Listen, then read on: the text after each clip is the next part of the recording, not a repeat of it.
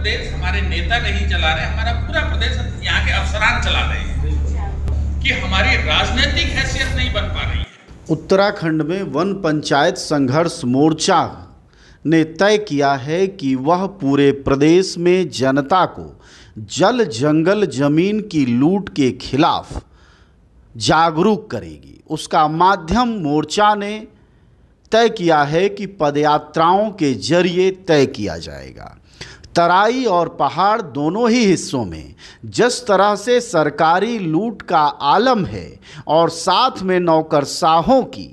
मिली भगत है, उसमें आंदोलनकारियों का कहना है कि प्रदेश की जनता के संसाधनों पर लगातार माफियाओं के जरिए कब्जा कराया जा रहा है। कि तराई जो कि उत्तराखंड का एक बहुत ही महत्वपूर्ण हिस्सा है और जहाँ पर ज़मीन और जंगल के बहुत महत्वपूर्ण सवाल हैं, उस इलाके में एक यात्रा आयोजित की जाएगी ताकि उस इलाके की ज़मीनों की जिस तरीके से खरीद फरोख्त हो रही थी और स्थानीय निवासियों को जिस तरीके से ज़मीनों से बेदखल किया जा रहा है, उस पर रोक लग सके, इसके लिए एक यात्रा भी जो है वो आयोजित की जाएगी।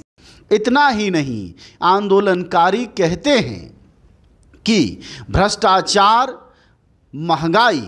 पुरानी पेंशन और वन पंचायतों की समस्याएं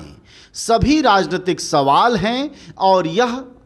एक दूसरे से जुड़ी हुई हैं। इनकी अलग अलग लड़ाई आज के दौर में संभव नहीं है, बल्कि इस लड़ाई को लड़ने के लिए ज़रूरी है कि सभी संघर्ष करने वाले मोर्चे और संगठन एक मंच पर आएं। लेकिन नौकरियां बैकडोर से हो रही हैं और एक भी आदमी को सजा नहीं हो रही है, एक भी व्यक्ति को पकड़ा नहीं जा रहा है, एक भी गुनाहगार साबित नहीं हो रहा है कि ये नौकरियां कहां गई। और ये नौकरियां 20 साल से चोरी जा रही है, 22 साल से चोरी जा रही है, जमीनें भी चोरी जा रही हैं, जंगल चोरे जा रहे हैं। कल ही तरुण भाई ने कहा कि पिथौरागढ़ में 10% वन भूमि का रकबा बढ़ गया। ये किसकी जमीन वन भूमि के वन विभाग के खाते में गई? ये कौन था जिसकी जमीनों से वन विभाग ने अपनी भूमि बढ़ाई? हमारा पूरा प्रदेश हमारे नेता नहीं चला रहे, हमारा पूरा प्रदेश यहाँ के अफसरान चला रहे हैं,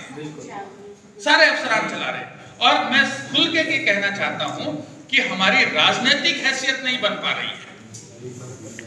बनग्राम के मुद्दे बनग्राम के लोग लड़ रहे हैं, टोंगिया ग्रामों के मुद्दे टोंगिया ग्रामों के लोग लड़ रहे हैं, खत्तू के मुद्दे खत्तू के लोग लड़ रहे हैं, वन पंचायत के सवाल वन पंचायत के लोग लड़ रहे हैं, छोटी नदियों को बचाने के सवाल छोटी नदियों के लोग लड़ रहे हैं, जमीनों को बचाने वाले भू कानून के लिए लड़ रहे हैं, कुछ लोग कानून राज के लिए लड़ रहे हैं।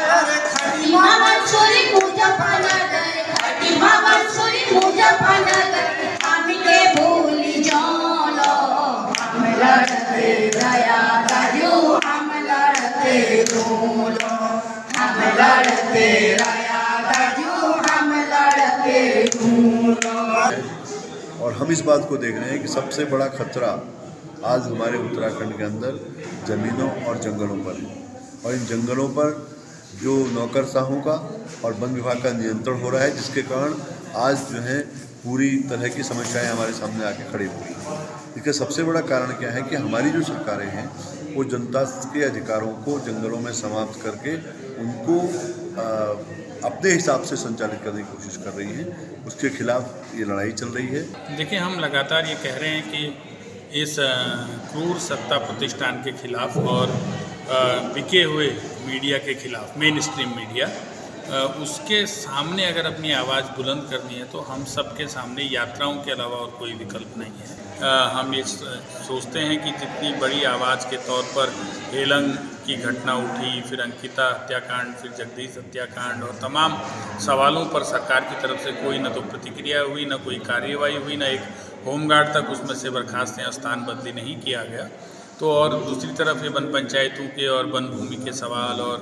फॉरेस्ट राइट एक्ट, वन अधिकार कानून 2006, ये सारे मामले निलंबित हैं, लंबित हैं, इन पर कोई बात नहीं हो रही है। एक स्वर में लूट चाहे सरकारी हो या गैर सरकारी, बेईमानी चाहे सरकारी हो या गैर सरकारी, भ्रष्टाचार चाहे सरकारी हो या गैर सरकारी, हर स्तर पर एकता के साथ इनका जवाब देने की ज़रूरत है। इसी संकल्प के साथ वन पंचायत संघर्ष मोर्चा की 2 दिवसीय कार्यशाला उत्तराखंड के हल्द्वानी में पूरी हुई।